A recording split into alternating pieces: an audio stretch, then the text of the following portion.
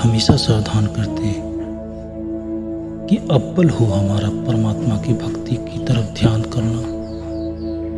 अगर वो ऊंची प्रवृत्ति नहीं होगी और अगर हम भूले भटके परमात्मा की खोज में लगे भी रहेंगे तो कोई मतलब नहीं रहने का। लोक लाज हमारे रास्ते की रुकावट बनी रहेंगी।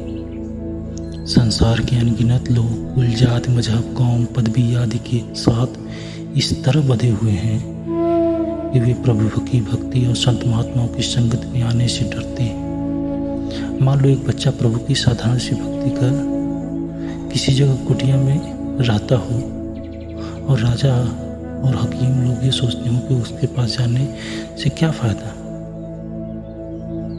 लोग कहेंगे कि शानशाह होकर साधु फकीर के पीछे लगा हुआ। ब्राह्मण और सैयद को यह डर लगता है कि हम इतने ऊंचे कुल के और छोटे कुल की जात के फकीर के पास जाकर क्या करेंगे। तो विद्वान और बुद्धिमान का ग्रंथ शास्त्रों का ज्ञान उनके रास्तों की रुकावट है। वे सोचते हैं कि सारा संसार हमारे पीछे चलता रहे, हम किसी के दूसरे के पीछे क्यों चलें। संत महात्मा हमेशा सावधान करते हैं कि सच्चा परमार्थ लोक लाज इकट्ठे नहीं चल सकता। एक महात्मा ने लिखा कि उत्तम विद्या लीजिए जो पे नीच न संग होए, अपरो अपमान ठोर पर कंचन तजय न को।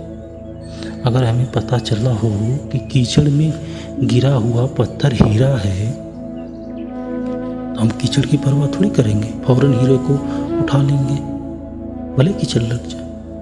इसी तरह जिनके मन में प्रभु की भक्ति है, सच्ची लगन है, वे कभी धन दौलत पदवी लोगों की तरह तरह बातों पर ध्यान थोड़ी देते हैं। उन्हें जहाँ से परमात्मा का सच्चा धन मिलेगा उनकी प्राप्ति के लिए वहाँ जाने का प्रयत्न करेंगे। जब मीरा के हृदय में प्रभु प्रेम की ज्वाला प्रचंड हुई तो उसने राजघराने का त्याग कर दिया और जूता गांठकर गुजारा करने वाले पूर्ण संत रविदास जी की शरण ले ली। मीरा अपने बहुत से पदों में कहती हैं कि जब मुझे गुरु की शरण प्राप्त हुई मेरे मन में मेरा लोक लाज भय सब निकल। मुल्ले साहब ने सैयद जाति का मान त्याग कर राय जाति के हजरत शाह इन्हें आयत के मुरीद हुए शिष्य मिले। जबकि किसी कारण बस गुरु नाराज हो गया तो उसे खुश करने के लिए उससे नीचे जाति की वेश्या का भेष धारण का मुजरा किया उन्होंने। तो लोक लाज का अर्थ है कि हम संसार को बड़ा और परमात्मा को छोटा समझते हैं। निमावे इश्क में हीरा रांझा सोहन महिवाल सस्सी पन्नू सीरी फरहाद ये लोग लोस लाख को त्यागा इन्होंने, तब उनको कुछ मुकाम मिला। क्या परमात्मा का प्रेम संसार के प्रेम से छोटा है।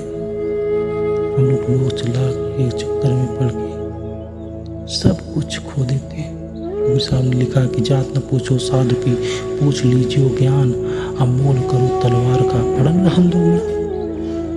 हम तलवार के म्यान को नहीं उसके काटने की शक्ति को देखते हैं। इसी तरह पूर्ण महात्मा को ज्ञान को देखना चाहिए, उसकी जात पात को नहीं।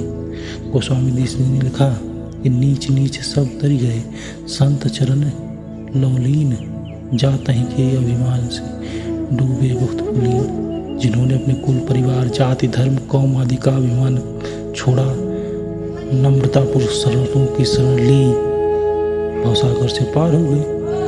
और जो इसके अभिमान में खोए रहे कि ये तो नीच है इस जाति का है, वो 84 के चक्कर में हमेशा बंधे रहेंगे। हृदय में किसी चीज की प्राप्ति का जितना प्रबल शौक होगा उतना ही लोक लाज का डर खत्म होता है। सच्चे जिज्ञासु का ध्यान संत महात्माओं के भरावे, उनके रहने की जगह, उनकी जाति मेरी गरीबी की तरफ नहीं होता, उनकी रसाई कमाई की तरफ होता है। जो लोग लोक लाज से डरते हैं वे कभी परमात्मा में उन्नति नहीं कर सकते। लोगों की हंसी या मान सम्मान के खो जाने का डर त्याग कर प्रेम और नम्रतापूर्वक संत महात्माओं की शरण धारण करो और प्रभु भक्ति में लीन हो जाओ। जय गुरुदेव।